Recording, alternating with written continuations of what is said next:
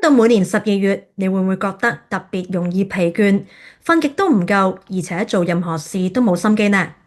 如果你有以上嘅情況，可能你患有季節性抑鬱症。究竟季節性抑鬱症係咩嚟呢？今集同大家講下。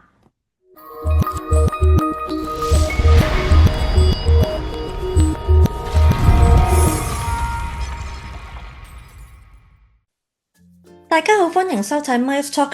季節性情緒失調 （Seasonal Affective Disorder） 簡稱啦 SAD 或 SAD， 又稱為冬季抑鬱症，係一種同季節變化相關特定形態嘅抑鬱症。主要係出現喺秋冬嘅季節，有日照時間較短嘅高緯度地區會出現。越遠離地球赤道越遠嘅地區，例如係北歐啦、加拿大或者係美國北部嘅人啦，佢哋出現呢個症狀嘅機會就越高，而女性較男性出現呢個症狀嘅機會亦都較高㗎。由於香港屬於低緯度地區，四季日照嘅時間比較平均，即使每逢喺冬天時間你可能會出現提唔起勁嘅情況，但係都未必留意到呢個係同呢個症狀有關。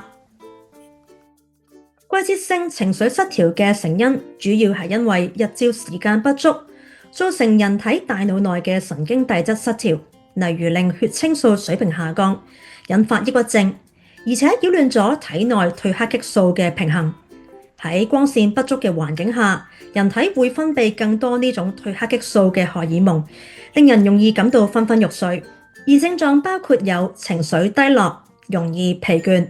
做咩都冇動力，即使瞓咗好耐都覺得好攰，食慾大增，特別係想食甜嘢，又或者係碳水化合物含量較高嘅食物，體重增加，對社交活動失去興趣。而呢啲症狀通常會喺春季慢慢減少或者係消失。有唔少嘅研究顯示，有 ADHD 嘅朋友較一般人更容易有抑鬱症，特別係同多巴胺嘅調節有關。而季節性情緒失調所帶嚟嘅疲倦同埋失去動力，正正就係 ADHD 朋友最難應對嘅挑戰之一。季節性情緒失調有機會令佢哋嘅疲倦同埋腦霧情況加劇，令佢哋本身已經較弱嘅組織力同埋時間管理能力同表現會更加差，令佢哋更容易出現健忘、拖延處理事務，又或者係工作同埋學習效率都下降。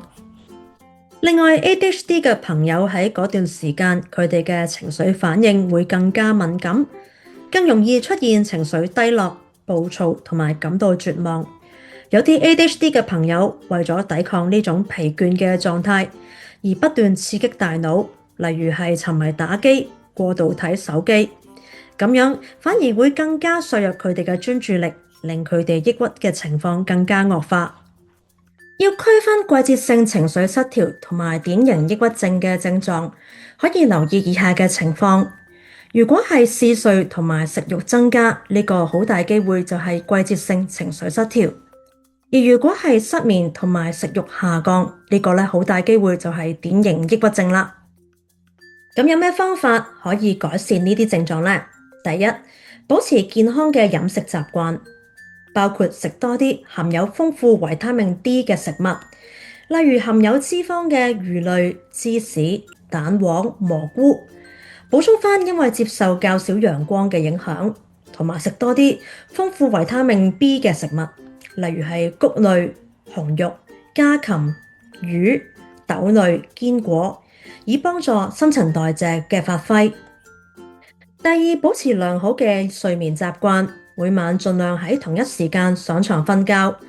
同埋每日早上同一時間起身，周末亦都唔例外。臨瞓前1個鐘頭之內，避免進行刺激活動，同埋遠離體型光幕。